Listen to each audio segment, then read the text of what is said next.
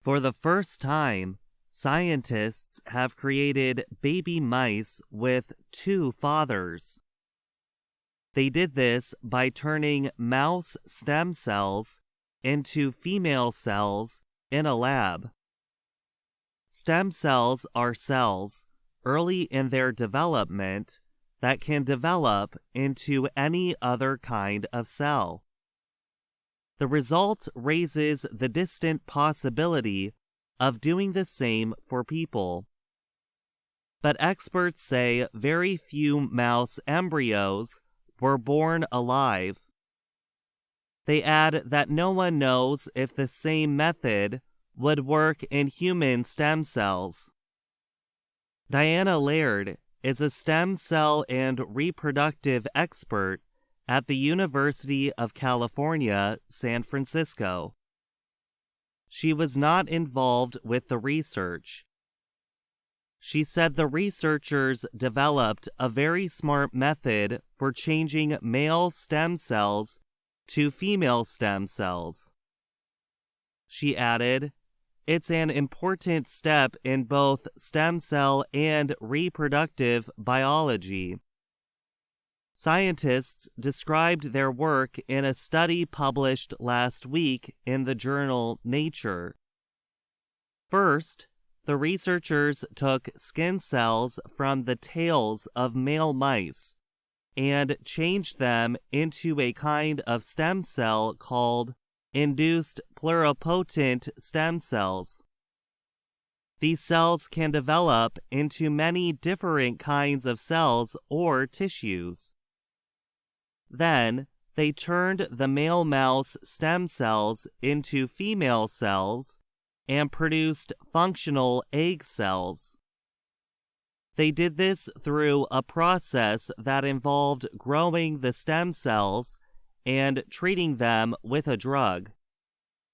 Finally, they fertilized those eggs and placed the embryos into female mice. About 1% of the embryos, 7 out of 630, grew into live baby mice. Katsuhiko Hayashi of Kyushu University and Osaka University in Japan led the research.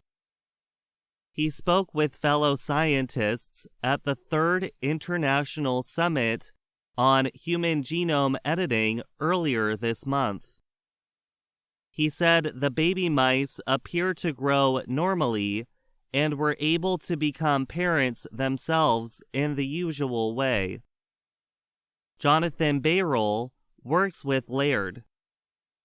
The two scientists said in an article published alongside the Nature study that the work opens up new avenues in reproductive biology and fertility research for animals and people.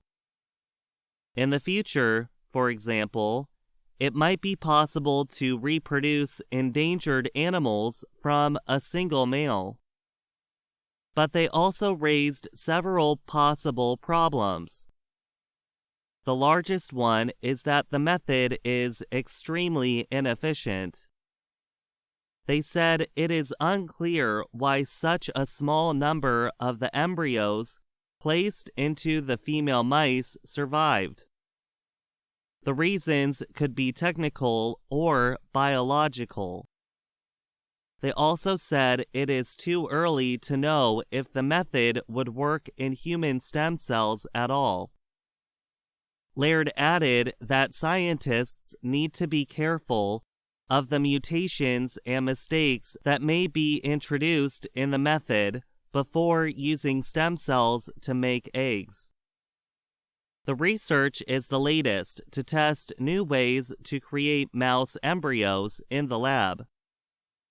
Last summer, scientists in California and Israel created mouse embryos from stem cells without the beginning cells needed for reproduction or uterus.